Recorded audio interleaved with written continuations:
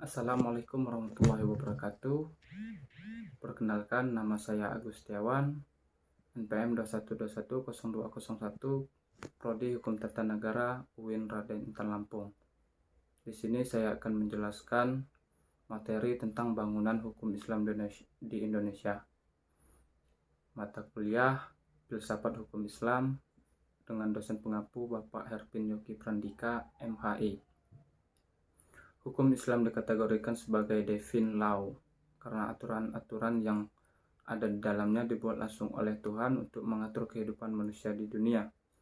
Bila kita perhatikan, pengertian di atas betul-betul menempatkan hukum Islam sebagai identitas yang murni, bersifat top down dan melepaskan aspek-aspek historis sosiologisnya. Menurut Kaduri, warga negara Islam adalah hamba Allah dan hukum-hukumnya adalah hukum suci karena ia berasal dari Allah Subhanahu wa taala, tidak diterapkan oleh manusia. Hukum suci seperti itu adalah pasti benar dan manusia hanya bisa mematuhi karena Allah Subhanahu wa taala lebih mengetahui dari otoritas maupun terhadap kebutuhan hambanya.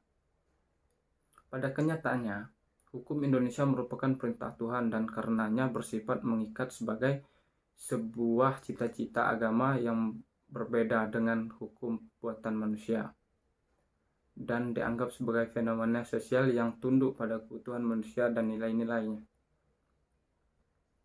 Perkembangan hukum Islam di Indonesia.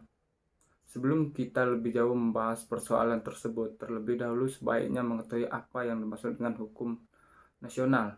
Mengapa kita membutuhkan hukum nasional dan bagaimana caranya kita mewujudkan hukum nasional tersebut. Melalui penjelasan terhadap aspek-aspek inilah kita harus mengetahui relevansi epistemologi hukum Islam dengan pembangunan hukum nasional.